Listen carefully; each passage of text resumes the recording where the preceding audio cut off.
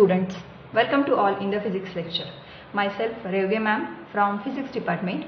We are studying lesson number 11, electric current through conductors. In last session we had seen electromotive force and difference between EMF and terminal potential difference. Now in this session we are going to discuss cells in series combination.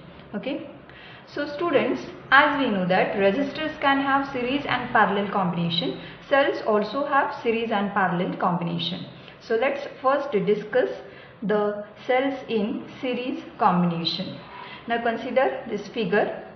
Now consider two cells of EMF E1 and E2 with internal resistance R1 and R2 respectively. Okay, so consider two cells. Now E1 is the EMF of first cell, E2 is the EMF of second cell, and R1 and R2 are the internal resistance of the cells. Okay, and I is the current flowing through these cells. Now VA is potential at point A, VB is potential at point B, and VC is the potential at point C. Okay, so VA is the potential at point A,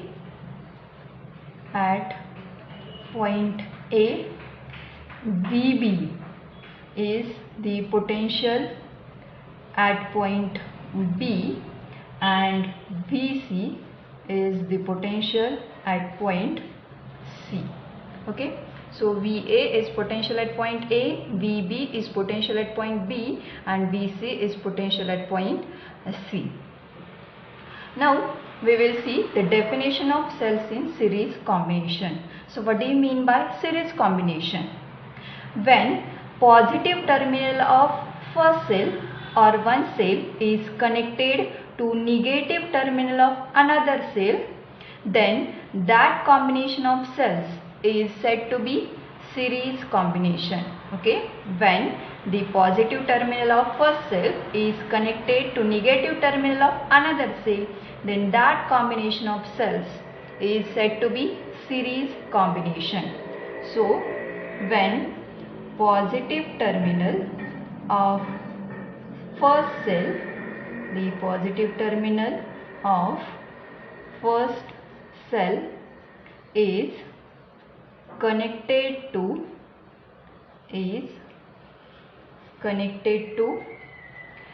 negative terminal of another cell,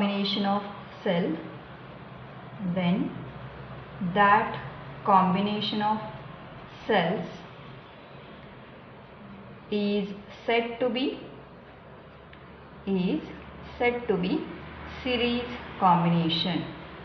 said to be series combination.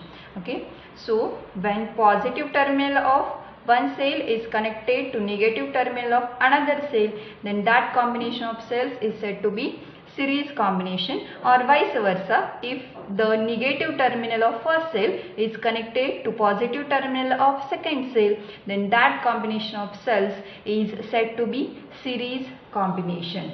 Okay, so positive terminal is connected to negative terminal of another cell, then that combination of cells is said to be series combination. Okay, now we have to find the potential difference across the point A, B and C. First of all, we will find the potential difference across the point A and B. So the potential difference across point A and B. So potential difference across the point A and B, that is VAB. Okay, potential difference across point AB, that is VAB, is equal to, we have to find potential difference between 2 points, that is VA minus VB. Okay, so potential difference means VA minus VB. Now we know that potential difference is equal to I into R. Okay, V is equal to IR, but here cell is connected, so potential difference across these 2 points is EMF of the cell is E1, so E1 minus current flowing through the cell is I and internal resistance of the cell is R1. So we get the potential difference across the point A and B, VAB is equal to E1 minus IR1, and this is equation 1. Okay. Now potential difference across the point B and C. Okay. Hence potential difference across the points B and C. Now we have to find potential difference across the point B and C. So we get VBC is equal to VB minus VC. Okay, potential difference, that is VB minus VC, is equal to E2 minus IR2. Okay, so VBC, hence VBC is equal to, that is VB minus VC is equal to EMF of the second cell, that is E2, minus current is I and internal resistance is R2, and this is equation 2. So potential difference across the point B and C is VBC is equal to E2 minus IR2. Now adding equation 1 and 2. So from equation 1 and 2, from equation 1 and 2. Now equation first is VAB is equal to E1 minus IR1. Okay, so if we add these two equations, we get, hence VAB plus VBC is equal to, now VAB, that is VA minus VB, plus VBC is equal to VB minus VC. Okay, is equal to E1 minus IR1 plus E2 minus IR2. Okay, when we add equation 1 and 2, equation first is VAB is equal to VA minus VB. Okay, so here VA minus VB plus VBC, that is VB minus VC, is equal to E1 minus IR1. So here E1 minus IR1 plus E2 minus IR2. Now this minus VB plus VB get cancelled and we get VA minus VC is equal to E1 plus E2. Now here I is common in both the terms. Okay, so here I is common in both the terms. So take outside, we get minus I, inside the bracket R1 plus R2. Okay, and this is your equation number 3.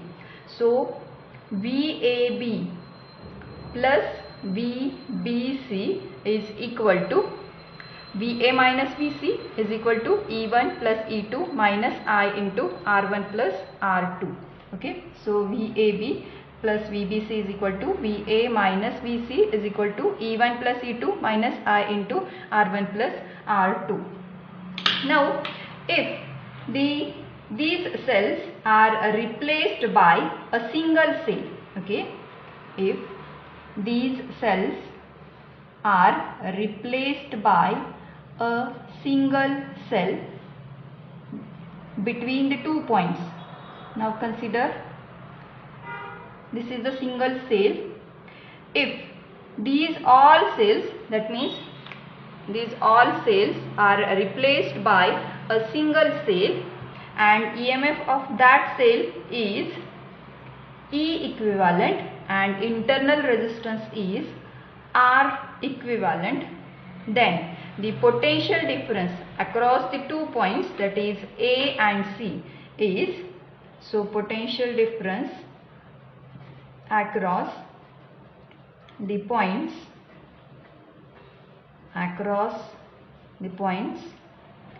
A and C is VAC is equal to VA minus VC is equal to potential difference between 2 points. So formula is the EMF of the cell is E equivalent minus. Now current flowing through the cell is I. So here we get E equivalent minus I into R equivalent. So potential difference across the point AC is E equivalent minus R I into R equivalent, and this is your equation number 4. Now compare equation 3 and equation 4. Okay, compare equation 3 and equation 4. We get, now equation 3 is VA minus VC is equal to E1 plus E2 minus I into R1 plus R2. Now here LHS are same, okay, VA minus VC and VA minus VC. So if we compare the RHS of equation 3 and 4, we get, so E equivalent is equal to E1 plus E2, okay. So we get E equivalent is equal to E1 plus E2 and R equivalent is equal to R1 plus R2, okay. R equivalent is equal to R1 plus R2. So when we compare these two equations, we get E equivalent is equal to E1 plus E2 and R equivalent is equal to R1 plus R2.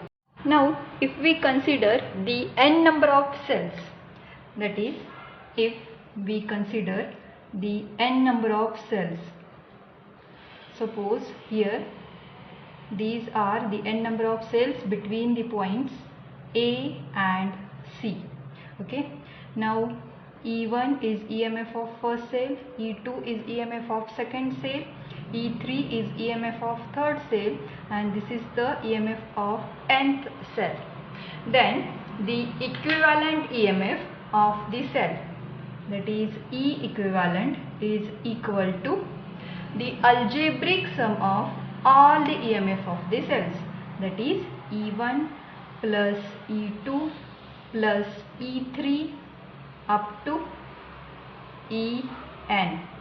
So we can say that in series combination the equivalent EMF of the cell is equal to algebraic sum of EMF of all the cells, and similarly the equivalent resistance, that is R equivalent, is equal to R1 plus R2 plus R3 up to Rn. So we can conclude that in series combination the equivalent resistance is equal to sum of the all internal resistance of the cells. So we can write the equivalent EMF of the cells, the equivalent EMF of the cells is equal to the equivalent EMF of the cells is equal to the algebraic sum of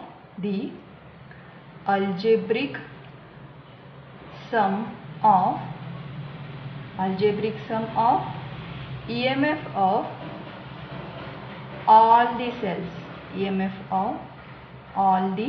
cells, Similarly, the equivalent internal resistance,